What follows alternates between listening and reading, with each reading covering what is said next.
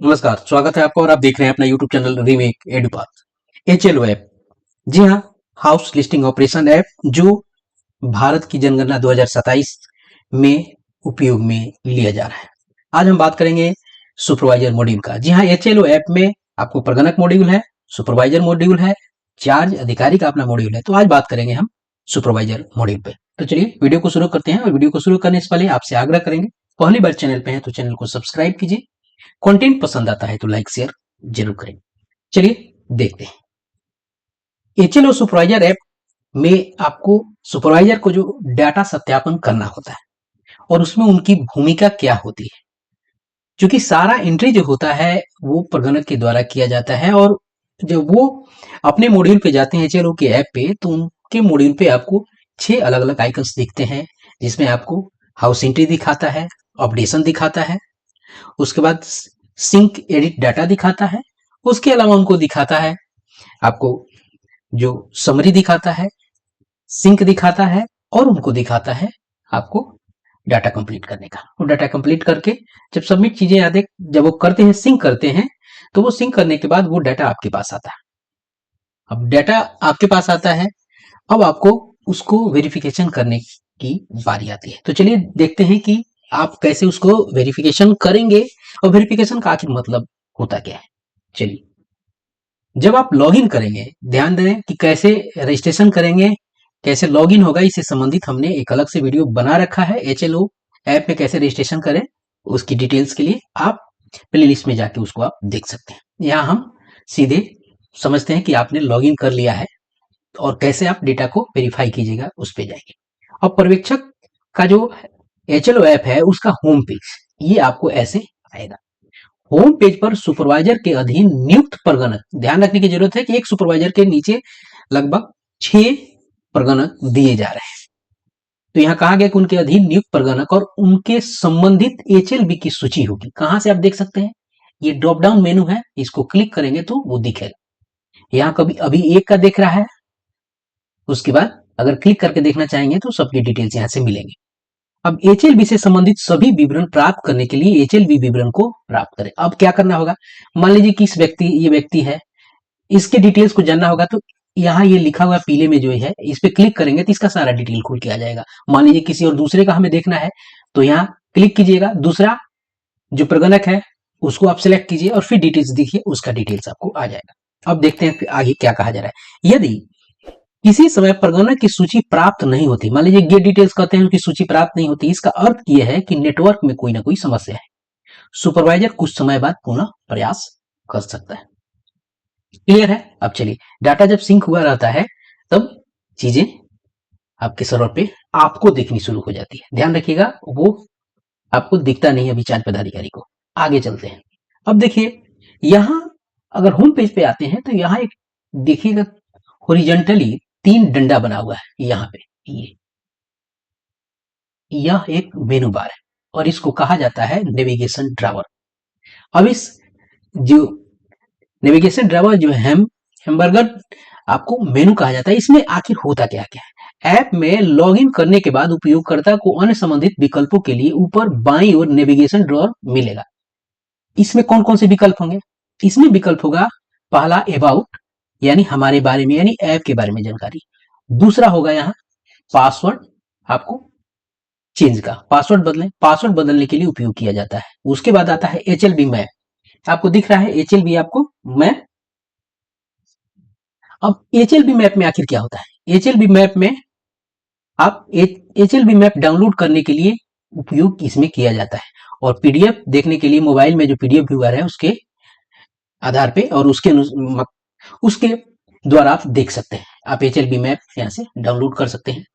Clear है। अब चलिए आगे देखते हैं। सहायता के विकल्प के लिए यहाँ विकल्प उपलब्ध है और उसके बाद है लॉग आउट, मोबाइल ऐप पे लॉग आउट करने के लिए। इसके बाद उपयोगकर्ता पासवर्ड का उपयोग करके पुनः लॉगिन कर सकता है, यहाँ से अगर लॉग आउट हो जाते हैं। चलिए अब चलते हैं आगे की बातों पर। पासवर्ड अगर आप भूल गए हैं तब कौन सी स्थिति बनेगी। अब देखिए, पंजीकरण पृष्ठ पर पासवर्ड भूल गए ऑप्शन का लिंक आपको दिया रहेगा और लिंक पर क्लिक करके अपना यूजर आईडी दर्ज कीजिएगा और पासवर्ड। आप मान लीजिए कि अब जैसे यहाँ की स्थिति है, चेंज पासवर्ड वाली स्थिति बनती है, पासवर्ड भूल गए हैं तो चेंज पासवर्ड वाले ऑप्शन पे जाके वहां फॉरगेट पासवर्ड वाले ऑप्शन पे जाके उसको कर सकते हैं। अब तीसरा क्या है, यूजर आईडी सबमिट करने के बाद आपसे ओटीपी तथा नया पासवर्ड मांगा जाएगा। यहाँ है यूजर आईडी, ओटीपी, पासवर्ड, री पासवर्ड, यानी नया पासवर्ड डालिए, फिर इसको रीटाइप कीजिए और यहाँ से उसको सबमिट कर दीजिए। ध्यान रखिए, पहली बार रजिस्ट्रेशन करते समय फॉरगेट पासवर्ड का प्रयोग आप सीधे मोबाइल से नहीं बदल सकते हैं। अब देखिए, जब चार्ज अधिकारी द्वारा पर्यवेक्षक का सीएमएमएस पोर्टल पर रजिस्ट्रेशन किया जाता है तो एसएमएस और ईमेल से यूजर आईडी और पासवर्ड प्राप्त होता है। ध्यान रखिएगा, आपको जो यूजर आईडी और पासवर्ड जो है आपके मोबाइल पर एसएमएस के माध्यम से प्राप्त हो गया रहेगा और पासवर्ड भी, और आपके ईमेल पे भी हुआ होगा और मोबाइल पे भी एसएमएस से प्राप्त हुआ होगा, जिसका उपयोग करते हुए रजिस्ट्रेशन प्रक्रिया पूर्ण करनी होती है, पिन सेट करना होता है। इसके लिए मैंने वीडियो बना दिया, आप उसे देख सकते हैं। इसके बाद पासवर्ड सामान्यतः आवश्यकता नहीं होती है, आप पिन डाल डाल के आगे अपना काम कर सकते हैं। यदि एसएमएस ईमेल डिलीवर नहीं हुआ है तो सीएमएमएस पोर्टल पर पर्यवेक्षक के लॉगिन में आप जाएंगे और वहां लॉगिन से फॉरगेट पासवर्ड का उपयोग करके पासवर्ड रीसेट होगा। सीधा प्रथम उपयोग के लिए मोबाइल से पासवर्ड बदलने का कोई प्रावधान नहीं है। अगर आपको एसएमएस नहीं प्राप्त हुआ, ईमेल प्राप्त नहीं हुआ है, तो सीएमएस पोर्टल पे जाइए और पर्यवेक्षक लॉगिन से वहां फॉरगेट पासवर्ड का ऑप्शन होगा, वहां से आप जा सकते हैं। चलिए अब काम की बात है। पासवर्ड यहाँ हमने बदलने की व्यवस्था देख ली है। आप यहाँ ओल्ड पासवर्ड डालेंगे, चेंज पासवर्ड, अगर मेनू वाले यहाँ जो मेनू दिया गया था, आप वहां से अगर पासवर्ड चेंज करना चाहते हैं तो ओल्ड पासवर्ड और न्यू पासवर्ड करके आप चेंज पासवर्ड कर सकते हैं। अब चलते हैं लोकेशन विवरण। जैसे हमने क्लिक किया, उस यहाँ पे जो डाटा था, जो प्रगणक का डाटा हमने क्लिक किया, अब आप देख सकते हैं। पर ये देखिए, प्रगणक के होम पेज पर, पर्यवेक्षक के होम पेज पर प्रगणक का चयन करने के बाद उसके एचएलवी का विवरण होगा। यहाँ जो एचएलवी जो दिया हुआ था और जिसको जहां आपने व्यू के लिए ऑप्शन यहाँ से सिलेक्ट किया था, जैसे करेंगे ये आपको ऑप्शन वहां से दिखना शुरू हो जाएगा। डिस्ट्रिक्ट, सब district, town, village, ward, house listing, block, ये सब आपको दिखेगा। और नीचे क्या लिखा है, click to check the record. पहले उसका डिटेल दिखाएगा, उसके बाद कहेगा क्लिक टू चेक रिकॉर्ड। अब यहाँ क्या है, रिकॉर्ड को जांच करने के लिए कहेगा कि क्लिक करें। अब वह जब क्लिक करेंगे आपको दिखेगा क्या क्या चीज आपके सामने है। ये डिटेल इस तरह से आपको दिखेगा, लाइन नंबर दिखेगा, बिल्डिंग नंबर दिखेगा, सेंसस हाउस नंबर दिखेगा।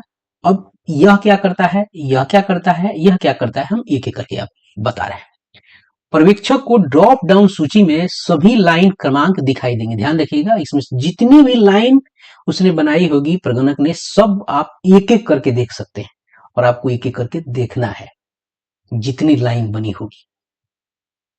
इसमें वे सभी लाइन दिखाई देगी जिन्हें प्रगणक द्वारा सिंक्रोनाइज किया गया। आपको फिर से बता देता हूं कि जो प्रगणक जो डाटा सिंक्रोनाइज कर देता है आपके डैशबोर्ड पे आ जाता है, सिंक्रोनाइज किया गया, लेकिन पर्यवेक्षक द्वारा जांच नहीं की गई है, लाइन क्रमांक का चयन एक एक करके दिखेगा।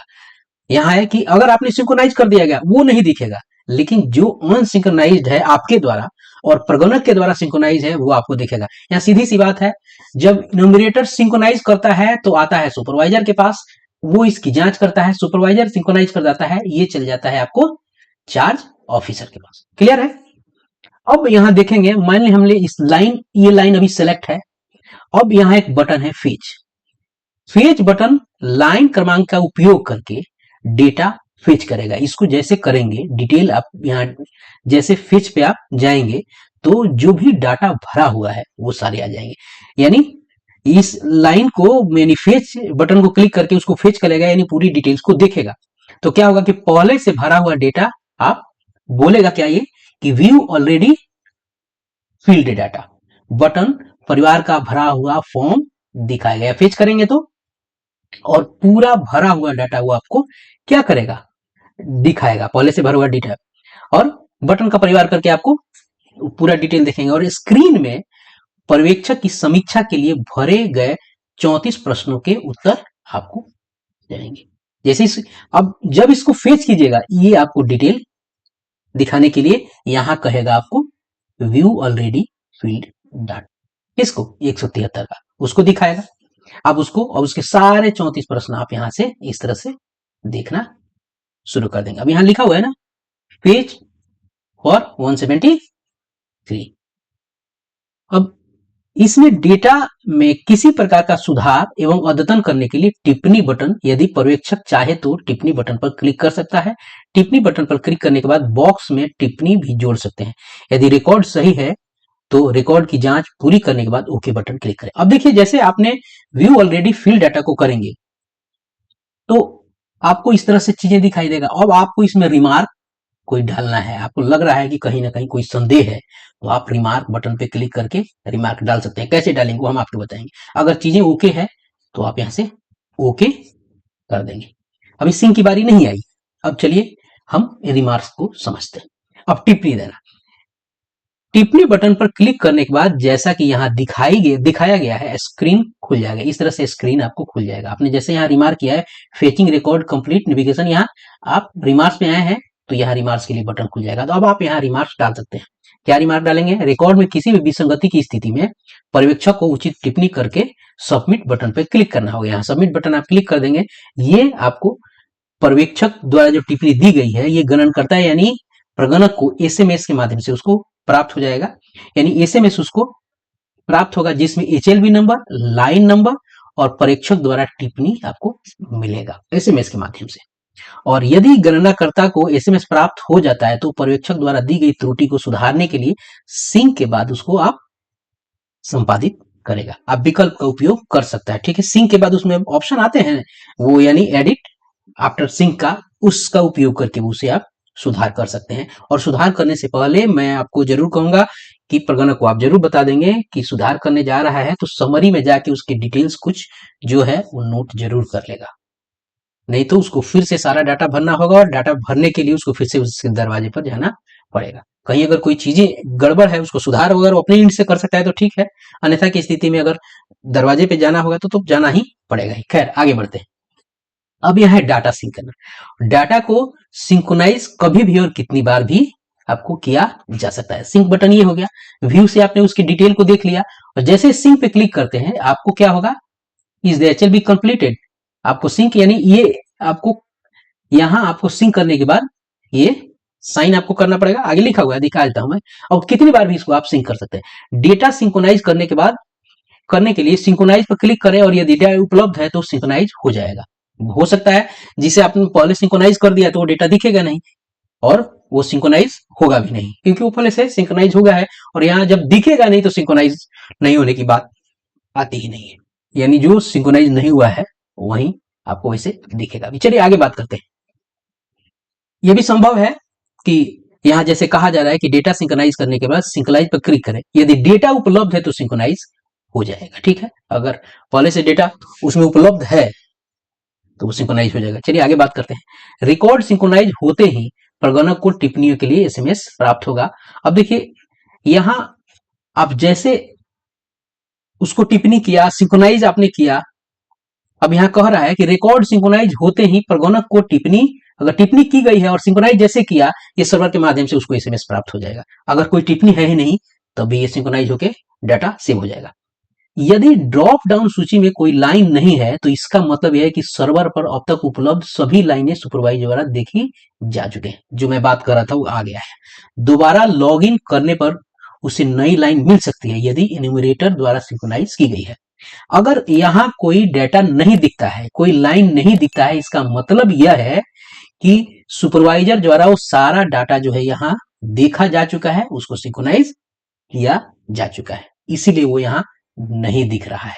ठीक है, ये तभी दिखेगा जब नया लाइन इल्यूमिनेटर आपको काम करके उस पर और वो सिंक करेगा तब शो करेगा। जैसे आप कर देते हैं ये चीजें यहां से आपके यहां से आगे बढ़ जाती हैं। ठीक है, जब प्रगणक एचएलबी को पूर्ण के रूप में चिन्हित कर देंगे, पर्यवेक्षक समस्त लाइनों की जांच करेंगे तो पर्यवेक्षक ऐप पर सभी रिकॉर्ड पूर्ण अभी सिंक्रोनाइज करने विकल्प प्रकट हो जाएगा। अब यहाँ एक चीज है, ऑल आपको रिकॉर्ड सिंक्रोनाइज का नाउ, ये तब तक नहीं होगा जब तक एचएलबी वाले ऐप में प्रगणक कंप्लीट डाटा को वहां आपको वाला बटन पे क्लिक नहीं करता है और वहां से क्लिक करके वो सबमिट नहीं करता है। यहाँ वही कहा गया है कि समस्त लाइनों की जांच कर लेंगे, प्रगणक एचएलबी को पूर्ण रूप से चिन्हित कर देंगे और पर्यवेक्षक समस्त लाइनों की जांच कर लेंगे। यहाँ है कि जो प्रगणक है एचएलबी का सारा काम कर लेगा और परगणक भी यहाँ से उसका जांच करके इसको सिंक्रोनाइज कर लेगा, सही कर लेगा, तभी ये रिकॉर्ड आपको एक्टिव होगा और तभी वो एनेबल आपको होगा और आपके सामने प्रकट हो जाएगा। स्पष्ट हो गया? चलिए अब बात करते हैं डिवाइस बदलने के लिए। डिवाइस बदलने में अनावश्यक आप डिवाइस न बदलें। अगर बदलते हैं तो कुछ समस्या उत्पन्न हो सकती है, आपका डाटा खो सकता है, तो इसके लिए सिंक्रोनाइज आप जरूर करें। यदि किसी परिस्थिति में डिवाइस बदलना आवश्यक है तो पर्यवेक्षक द्वारा डिवाइस बदला जा सकता है, लेकिन बिना सिंक या डाटा नष्ट हो जाए किसी परिस्थिति में पुनः प्राप्त नहीं किया जा सकता। इस डिवाइस बदलने के लिए आपको पंजीकरण जो स्वतः रद्द हो जाएगा, डिरजिस्टर हो जाएगा, जिसके लिए डेटा को पुनः प्राप्त नहीं किया जा सकता। इसलिए आप अपने डेटा को रजिस्टर जरूर करते रहें। डिवाइस को बदलने के लिए जो नए डिवाइस पे काम करेंगे तो पुरानी डिवाइस की चीजों को वो दिखाएगा और पुराने पर भी आपको बता देगा कि जो अब उस पर काम नहीं किया जा सकता। उसी बात को यहाँ कहा गया है कि नए डिवाइस पर लॉगिन करने का प्रयास करते समय एक चेतावनी संदेश दिखाई दे कि यह उपयोगकर्ता को सूचित करता है कि पुराना डिवाइस का नाम सिस्टम से हटा दिया जाएगा और उस पर मौजूद सभी अनसिंक्रोनाइज डेटा नष्ट हो जाएगा। वही बताएगा कि भाई पुराना जिस मोबाइल पे आप काम कर रहे हैं उसमें जो डाटा है वो हटा दिया जाएगा, जो अनसिंक्रोनाइज डाटा है। आगे बढ़ने के लिए आप इसको कंफर्म करें या कैंसिल करें। पुष्टि करने के बाद यह सफलता संदेश आपको दिखाई देगा। ये था आपको पूरे सुपरवाइजर मॉड्यूल पर आपको जो HLO ऐप के माध्यम से काम करना है उसकी जानकारी। उम्मीद करता हूं कि आप इससे लाभान्वित हुए होंगे। यदि कोई आपकी क्वेरीज है कमेंट बॉक्स में जरूर लिखें। तो इस वीडियो में इतना ही। मिलते हैं जल्दी ही नए कंटेंट और नए इन्फॉर्मेशन के साथ। अपना ख्याल रखें। जय हिंद।